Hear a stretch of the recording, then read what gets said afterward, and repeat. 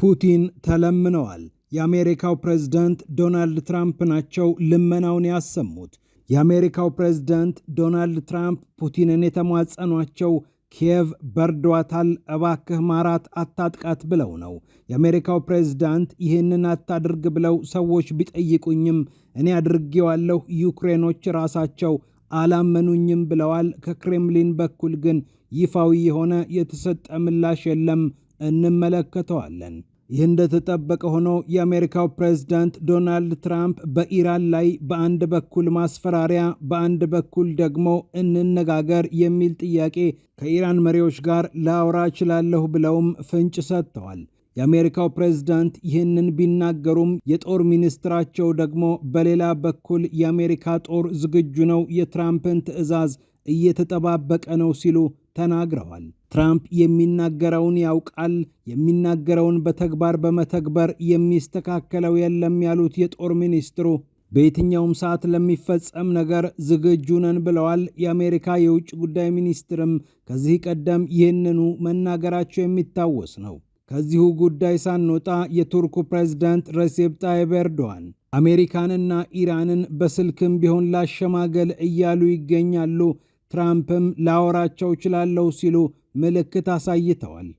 ችግሩ በሰላም ማለቅ አለበት ያለችው ቱርክ ይህንን ማድረግ እንደምትፈልግ በተደጋጋሚ እየገለጸች ትገኛለች። የአሜሪካ አጋሮችም በአካባቢው ነገሩን አብርዱት እያሉ እየወተወቱ እንደሚገኙ ይታወቃል። ዓለም በትራምፕ ጉዳይ የተጠመደች ሲሆን የአሜሪካው ፕሬዝዳንት ኩባ ላይ ያወጁት አዋጅም ትኩረትን ስቧል። ኩባ ለአሜሪካ የብሔራዊ ደህንነት ስጋት ናት ብለው ፊርማቸውን አሳርፈው ያወጁት አዋጅ በቀጣይ ኩባን ለመብላት እንዳሰቡ ያስታውቃል አስብሎባቸዋል። ወደ ኩባ የሚገባውን ነዳጅ በቬንዙዌላ ላይ ዘመቻ ካደረጉ በኋላ ከሞላ ጎደል ያስቆሙት የአሜሪካው ፕሬዝዳንት አሁን ኩባ ያላትን የነዳጅ መጠባበቂያ እስክትጨርስ ድረስ እየጠበቁ ነው። የኩባ ኢኮኖሚ ተንኮታክቶ ወይ በራሷ ጊዜ እንድትወድቅላቸው ካልሆነም በማስፈራራት በዛቻ እንዲሁም በወታደራዊ እንቅስቃሴ የሃቫናውን መንግስት አሜሪካ እንዲገዛ ለማድረግ እያሴሩ መሆኑ የአደባባይ ሚስጥር ነው። አሁንም ሌላ ዜና፣ አሁንም የትራምፕ ጉዳይ። ትራምፕ ካናዳንም ነካክተዋታል። በአስገራሚ ሁኔታ ካናዳን ሊሰነጣጥቅ የሚችል እርምጃ ነው እየወሰዱ የሚገኙት። አልበርታ የተባለችውንና ከካናዳ የመገንጠል አዝማሚያ ያላቸው ፖለቲከኞችን የያዘችውን ግዛት በተመለከተ ትራምፕ ያራመዱት አቋም ለካናዳ አስደንጋጭ ሆኖባታል። የአልበርታ ተገንጣዮችን የአሜሪካ አስተዳደር ሰዎች በይፋ ማናገራቸው ለካናዳ የበረታ ራስ ምታት ሆኗል። የካናዳው ጠቅላይ ሚኒስትርና የካናዳ ሀገረ ገዢዎች ትራምፕ የካናዳን ሉዓላዊነት ያክብሩ ሲሉ አስጠንቅቀዋል። ነገሩ ቀላል አልሆነም። እንዲሁም ወደ ቀጠናችን ስንመለስ የኤርዶዋኗ ቱርክ በሶማሊያ ኤፍ-16 የጦር ጀት እንዳመጣች ተሰምቷል። 3 የሚሆኑ ኤፍ-16 የጦር ጀቶችን ነው ወደ ጎረቤት ሀገር ሶማሊያ ያሰማራችው። አሜሪካ ሰራሾቹ ጀቶች ወደ ሶማሊያ የገቡበት ምክንያት በዋናነት ቱርክ በዚያ ያላትን ኢኮኖሚያዊ ጥቅም ለማስጠበቅ ነው። ነዳጅ ስታወጣ ወደ ጠፈር ሮኬት ስትልክ እንዲጠብቁ ነው ቢባልም ጉዳዩ ከእስራኤልም ጋር ተገናኝቷል። ቀጠናችን ይበልጥ ታምሷል። ፒያሳ ኔትወርክን ስትከታተሉ ሁሉንም በጥልቀት ታገኛላችሁ። ፒያሳ ኔትወርክን ሰብስክራይብ፣ ላይክ እና ሼር በማድረግ የፈጣን የተአማኒና የጥልቅ ዘገባዎች ቤተሰብ ሁኑ ስንል በአክብሮት ጋብዘናል። አሁን ወደ ጉዳዮቻችን አለፍን።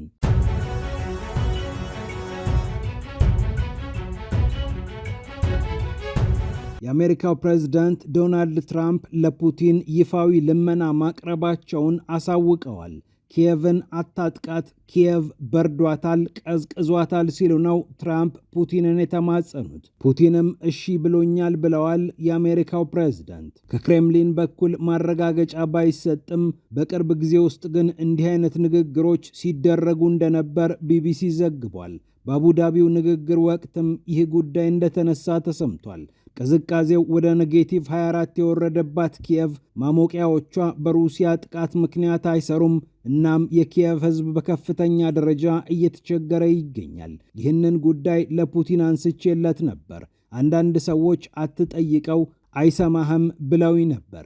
ነገር ግን ፑቲን እሺ ብሎኛል፣ አድርጎታል፣ ዩክሬኖች ራሱ አላመኑትም በማለት ነው የአሜሪካው ፕሬዝዳንት የተናገሩት። በቀጣዮቹ ቀዝቃዛ ሳምንታት ኪየቭ በሩሲያ ሚሳኤልና ድሮኖች አትመታም በማለት ነው ትራምፕ ያረጋገጡት። ከወደ ሩሲያ ግን ማረጋገጫ አልተገኘም። እንደ ቢቢሲ ዘገባ ግን ዩክሬን በተመሳሳይ በሩሲያ የኃይል መሠረተ ልማቶች በተለይ የነዳጅ ማጣሪያዎች ላይ የምትፈጽመውን ጥቃት የምታቆም ከሆነ ሩሲያ ይህንን ልታደርግ የምትችልበት ዕድል አለ። ዩክሬንም እሺ አላጠቃም ብላ ተስማምታለች። ሞስኮም ኪየቭን አልመታም ብላ እንደተስማማች ነው ዘገባዎች የሚጠቁሙት። የዩክሬኑ ፕሬዝዳንት ቮሎዲሚር ዜሌንስኪም ኪየቭ የማትመታበትን ሁኔታ የአሜሪካው ፕሬዝዳንት እያመቻቹ እንደሆነ አብራርተዋል። የአሜሪካው ፕሬዝዳንት እኔ ራሴ በግሌ ነው ፕሬዝዳንት ፑቲንን እባክህ ወደ ኪየቭ አትተኩስባቸው፣ በተለይ በቀጣዮቹ ሳምንታት ቅዝቃዜ ይበረታባቸዋል በማለት የጠየቅኩት ሲሉ አረጋግጠዋል። ለጋዜጠኞች ሲናገሩ ብዙዎች ጊዜህን አታጥፋ ቢሉኝም አይሳካልህም ቢሉኝም ፑቲን ግን አድርጎልኛል በማለት በደስታ ትራምፕ ተናግረዋል።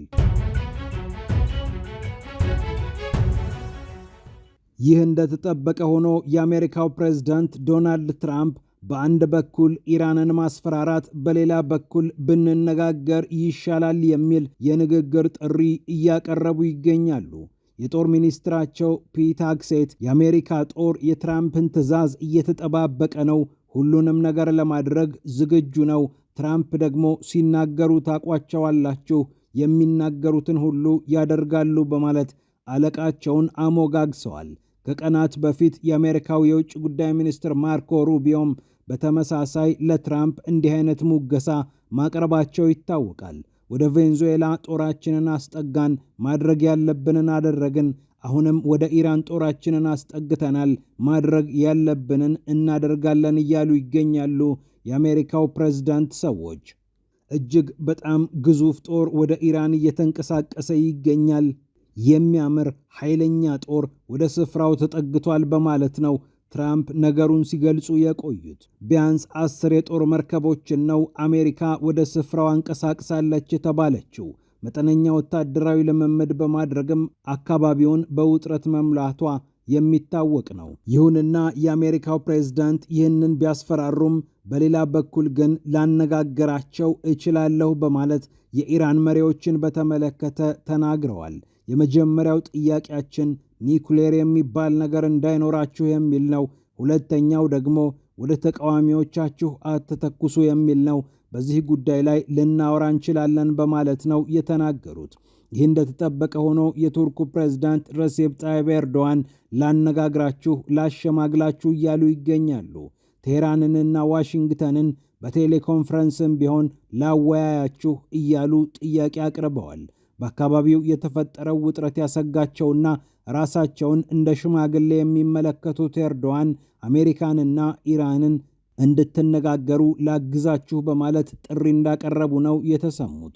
ከኢራን በኩል ይፋዊ ምላሽ ባይሰጥም የአሜሪካው ፕሬዝዳንት ግን በጉዳዩ ላይ ችግር እንደሌለባቸው ጥቆማ ሰጥተዋል።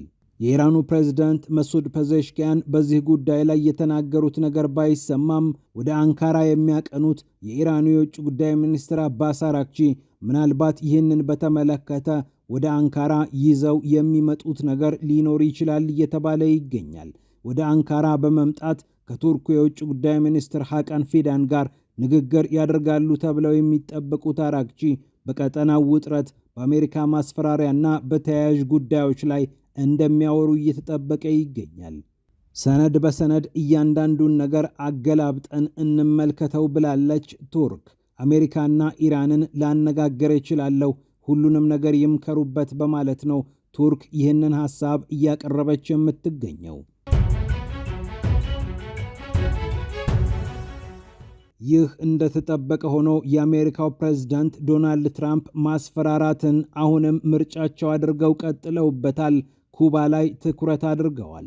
የኩባን መንግስት መጣል ወይም ለእርሳቸው ተገዢ እንዲሆን ማድረግ ደግሞ ዓላማቸው እንደሆነ እየተሰማ ይገኛል። ኮሚኒስት ነው ብለው የሚገልጹት የኩባው መንግስት በአካባቢው ብዙ ኮሚኒስቶች እንዲፈለፈሉ ምክንያት ሆኗል ብለው የሚያምኑት የአሜሪካው ፕሬዝዳንት በኩባ ላይ አዲስ አዋጅ አውጀዋል። አዲሱ የሥራ አስፈጻሚነት ሥልጣናቸውን ተጠቅመው በይፋ የፈረሙበት አዲስ አዋጅ እንዲህ ይላል።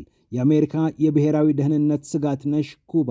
ስለዚህም ስጋትሽ እስኪወገድ ድረስ ይህ ትዕዛዝ ጸንቶ ይቆያል ይላል። ኩባ በቀጣይ ወዳቂ ነች እያሉ ሲያስፈራሩ የነበሩት ትራምፕ በተለይ ኩባ ነዳጅ የማታገኝበትን መንገድ እያመቻቹ ቆይተዋል። በካራካስ ቬንዙዌላ የቬንዙዌላውን ፕሬዝዳንት ኒኮላስ ማዱሮ እንደ ሀገር መሪ ሳይሆን እንደ አንድ ወንጀለኛ ብድግ አድርገው ወደ ኒውዮርክ የወሰዱት የአሜሪካው ፕሬዝዳንት በተለይ ዋና ግባቸው ቬንዙዌላን መቆጣጠር ብቻ ሳይሆን ቬንዙዌላ ነዳጅ የምትሸጥላቸውንና አሜሪካ እንደ ጠላት የምታያቸውን ሀገራት መቆጣጠርን መሰረት ያደረገ ነው።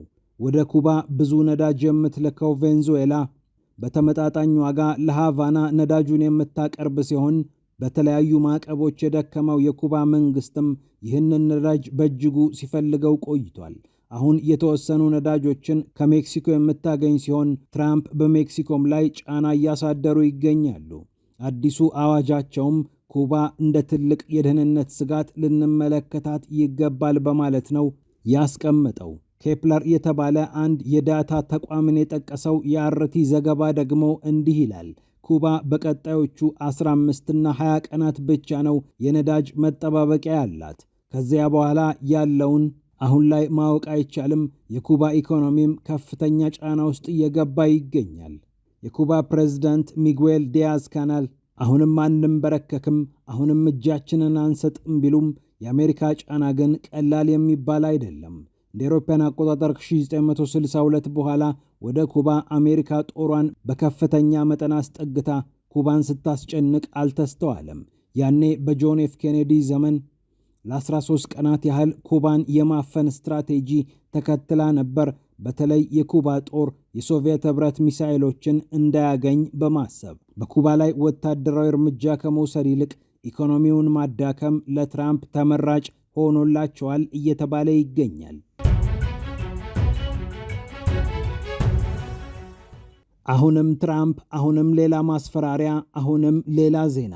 ካናዳ ሌላኛዋ ሀገር ነች በትራምፕ ጥርስ ውስጥ የገባች። ከቻይና ጋር የንግድ ስምምነት የተፈራረመችው ኦንታሪዮ በትራምፕ ቂም ተቋጥሮባታል።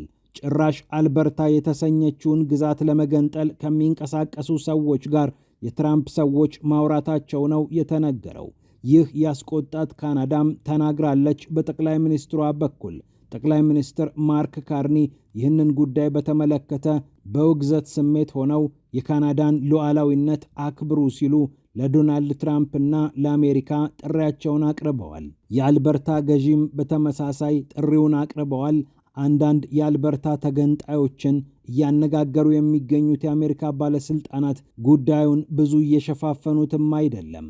የአልበርታው ገዢ ዳንኤል ስሚዝ አሜሪካ ለካናዳውያንና ለአልበርታውያን ይህንን ጉዳይ ብትተውልን ይሻላል በማለት ነው የተናገሩት። ከዶናልድ ትራምፕ ጋር የምትመክሩትና ካናዳን አልፋችሁ አሜሪካ ገብታችሁ ስለዚህ ጉዳይ የምታወሩ ሰዎች ግን ከሃዲዎች ናችሁ፣ በሀገር ክህደት ልትጠየቁ ይገባል ሲሉ በቁጣ ድምፅ ተናግረዋል። የአሜሪካ ሰዎች አናግረውታል የተባለው ጄፍሪ ራዝ የተባለው በአልበርታ የተገንጣይነትን ፖለቲካ የሚያራምድን ሰው ነው። ወደ አሜሪካ ሄደን ተነጋግረናል ሲል እርሱም በይፋ ተናግሯል። ምናልባት እስከ $500 ቢሊዮን አካባቢ ብድር የምናገኝበትንም ሁኔታ ስናጠና ቆይተናል ያለው ይህ ሰው ወደ አሜሪካ ሄዶ የአሜሪካ ባለስልጣናትን ስለማናገሩ አልሸሸገም። የአሜሪካው ፕሬዝዳንት ዶናልድ ትራምፕ ሰዎች አልበርታ እኮ በከፍተኛ ችግር ውስጥ ትገኛለች በማለት በተደጋጋሚ ሲናገሩ ቆይተዋል። የአሜሪካ የገንዘብ ሚኒስትር የሆኑት ስኮት ቤሰንት ይህንን ጉዳይ በመናገር ይታወቃሉ። የተፈጥሮ ሀብቷን እንዳትጠቀም የነዳጅ ማስተላለፊያዋን እንኳን ወደ ፓሲፊክ አውጥታ ገንዘብ እንዳታገኝ እየተደረገች ትገኛለች። አልበርታ እኮ በጭቆና ውስጥ ነች በማለት ነው ስኮት ቤሰንት የተናገሩት። የአሜሪካው ፕሬዝዳንት ጎረቤቶቻቸውን፣ አካባቢያቸውን እያተረማመሱ ሲሆን አሁን ደግሞ የአልበርታን ቁስል በመነካካት ካናዳን እያስደነገጡ ይገኛሉ። በሺዎች የሚቆጠሩ ሰዎች ፊርማ አሰባስበው አልበርታ ትገንጠል የሚል ቅስቀሳ እያደረጉ ቢሆንም ሌሎች በሺዎች የሚቆጠሩ ሰዎችም በተመሳሳይ ፊርማ አሰባስበው አልበርታ በካናዳ መቆየት አለባት እያሉ ይገኛሉ። 430 ሺህ የሚሆኑ የአልበርታ ሰዎች ናቸው ይህንን ፊርማ አሰባስበዋል የተባሉት። በአንዳንድ ዳታዎች ላይ ግን 20 በመቶ የሚሆኑት የአልበርታ ሰዎች መገንጠልን ይፈልጋሉ። ትራምፕም ይህንን ቁስል እየነካኩ ካናዳን እያስጨነቋት ይገኛሉ። በመጨረሻም ወደ ቀጠናችን ጉዳይ ስንመለስ ቱርክ 3 የሚሆኑ F-16 የጦር ጀቶችን ወደ ጎረቤት ሶማሊያ አሰማርታለች። እነዚህን የጦር ጀቶች ለማሳረፍ ለወራት ያህል በአየር ማረፊያው ግንባታ ሲከናወን እንደነበር ሚድል ኢስት አይ የሳተላይት መረጃዎችን ጠቅሶ ዘግቧል። 3ቱ F-16 አሜሪካ ሰራሽ የጦር ጀቶች የተንቀሳቀሱት ቱርክ በአካባቢው ያላትን ጥቅም ለማስጠበቅ ብቻ ሳይሆን ከእስራኤል ጋር ያለባትን ቀጠናዊ ፉክክር ታሳቢ በማድረግ እንደሆነ ዘገባው አመላክቷል። እስራኤል ለሶማሌላንድ እውቅና ስትሰጥና የሶማሊያን ተገንጣይ ግዛት አለሁልሽ ስትላት፣ ቱርክ ደግሞ ወደ ሞቃዲሾ ገብታ የጦር ጀቷን በማንቀሳቀስ እኔም ለሞቃዲሾ አለሁላት የሚል መልእክት ነው እያስተላለፈች የምትገኘው። ባለፉት 10 ቀናት የቱርክ ግዙፍ የጦር ካርጎ አውሮፕላኖች በአካባቢው ሲንቀሳቀሱ እንደነበርና መለዋወጫ እንዲሁም አንዳንድ ግብዓቶችን ሲያመላልሱ እንደነበር ተስተውሏል። ከላይ አልሸባብን ለመደምሰስ እንዲሁም በአካባቢው ያለውን ጸጥታ ለመጠበቅ የሚል ምክንያት በቱርክ በኩል ቢሰማም ይህን ያህል F-16 የሚነሳለትና የሚምዘገዘግለት አልሸባብ የለምና ቱርክ ምን እንዳሰበች ብዙዎች መገመት አላዳገታቸውም። ከሶማሊያ ጋር የተለያዩ ኢኮኖሚያዊ ስምምነቶችን የተፈራረመችው በተለይ ነዳጅና የተፈጥሮ ሀብቶችን በጠረፉ ለማውጣት ውል የገባችው አንካራ ጥቅሟን ለማስጠበቅ ሮኬት የምትተኩስበትንም አካባቢ ለመንከባከብና ለእስራኤልም መልእክት ለማስተላለፍ ነው እነዚህን የጦር ጀት በአካባቢው ያሰማራችው። ፒያሳ ኔትወርክን ስትከታተሉ ስለቆያችሁ ክብረት ይስጥልን ብለናል። ፒያሳ ኔትወርክን ሰብስክራይብ፣ ላይክና ሼር በማድረግ የፈጣን የተአማኒና የጥልቅ ዘገባዎች ቤተሰብ ሁኑ ስንል በአክብሮት ጋብዘናል። ሰላም ለዓለማችን።